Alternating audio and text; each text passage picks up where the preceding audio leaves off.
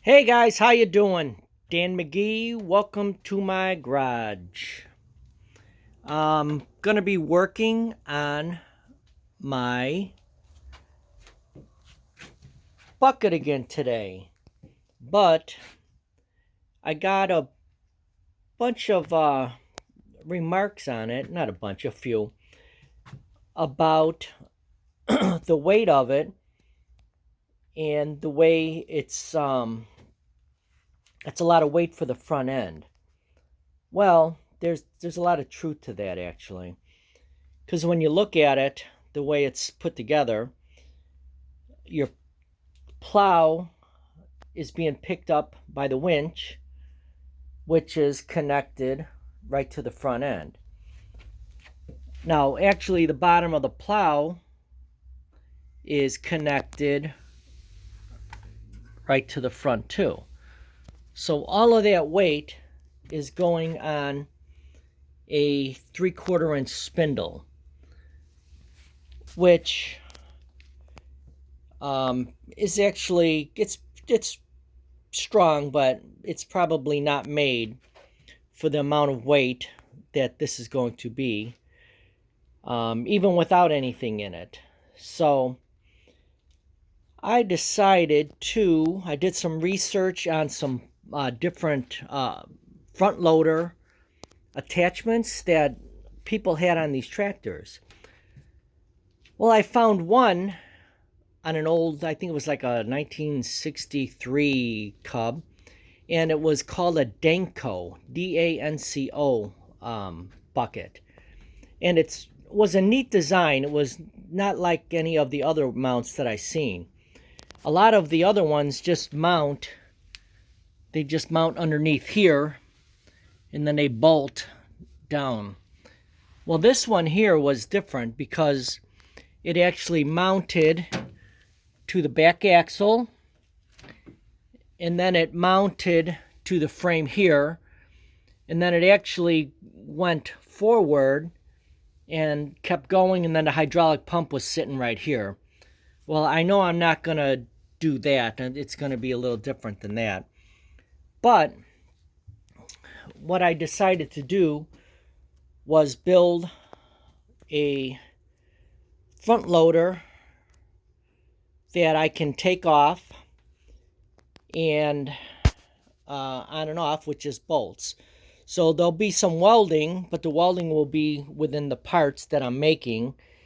And one of the coolest parts of this project is that it turns out that I've got a lot of metal.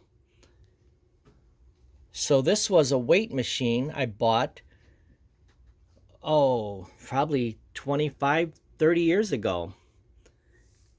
And it's been just sitting around doing nothing because nobody in my family really wants to lift weights. They do the whole free weight thing with the barbells and that. I'm not even sure if they know what a weight machine is. But anyhow, so I got all this metal, and I'm going to construct my front loader out of this material. So I already started on it a little bit. So it's going to be U-bolted to the back. Going to come around. I got to weld that area.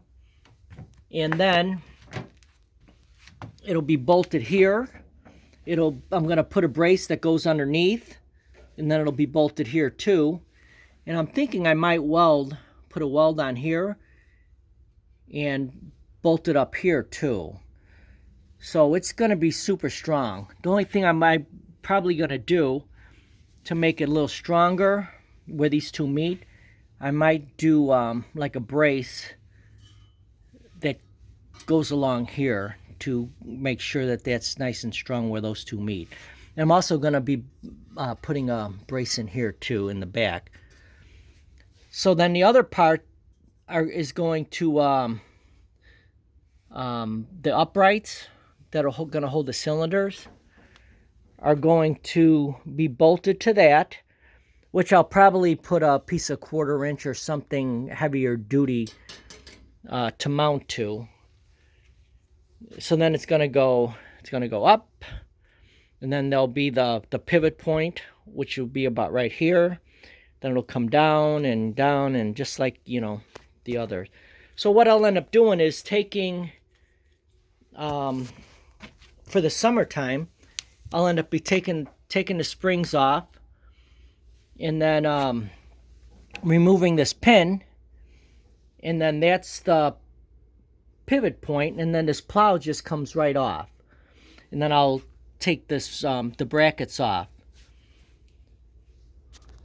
So what I know I'm going to end up having to do a little bolting and welding at this point here for a rod that's going to hold the lift bucket arm.